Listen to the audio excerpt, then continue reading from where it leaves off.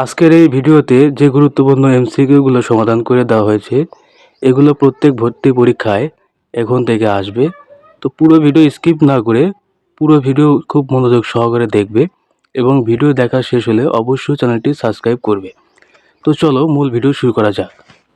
1 নম্বর প্রশ্ন রয়েছে, শহীদ রাষ্ট্রপতি জিয়াউর রহমান কত সালে বাংলাদেশ জাতীয়তাবাদী দল বিএনপি প্রতিষ্ঠা করেন? এটা হচ্ছে 1978 সালে। 2 নম্বরে বলেছে, বাংলাদেশের প্রথম নারী প্রধানমন্ত্রী কে? এটা আমরা অবশ্যই জানি, এটা হচ্ছে বেগম খালেদা জিয়া। যদি প্রশ্ন এরকম বলে যে বেগম খালেদা জিয়া পুরো পৃথিবীতে কততম মুসলিম প্রধানমন্ত্রী ছিল, তাহলে হবে দ্বিতীয়তম। আর যদি বলে পুরো পৃথিবীতে প্রথম মুসলিম প্রধানমন্ত্রী কে ছিল মেয়েদের মধ্যে, তাহলে হবে বেনজির ভুট্টো। 3 নম্বর রয়েছে, জিয়াউর রহমান কত তারিখে স্বাধীনতার ঘোষণা দেন? এটা হচ্ছে 27শে মার্চ। যদি প্রশ্ন আসে কোথায় থেকে এই ঘোষণা দেয়, তাহলে হবে চট্টগ্রাম কালুরঘাট বেতার কেন্দ্র থেকে।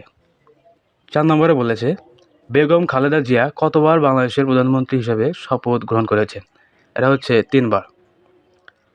1991, 1996 আর হচ্ছে 2001। এই 3 বার বেগম খালেদা জিয়া সরকার হিসাবে শপথ গ্রহণ করেছিলেন। জিয়াউর রহমান কোন সেক্টরের কমান্ডার ছিলেন? এটা একটু কনফিউজের মধ্যে আছে।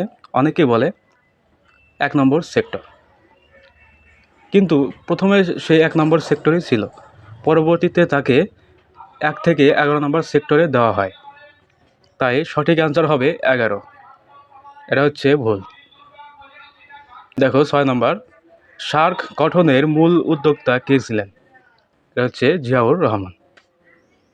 এই দেখো এখানে বেগম খালেদা জিয়া মুসলিম বিশ্বের কততম নারী প্রধানমন্ত্রী?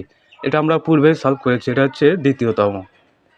আর যদি বলে বাংলাদেশে কততম, তাহলে হবে প্রথম, কিন্তু পুরো বিশ্বে দ্বিতীয়তম।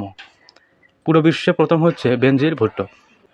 8 নম্বর, জিয়াউর রহমানকে কোন বীরত্বসূচক উপাধিতে ভূষিত করা হয়? এটা হচ্ছে বীর উত্তম। বীর উত্তম। তো বন্ধুরা, এই কয়েকটা এমসিকিউ সমাধান করলে আশা করি এই টপিক থেকে তোমাদের আর কোনো সমস্যা থাকবে না।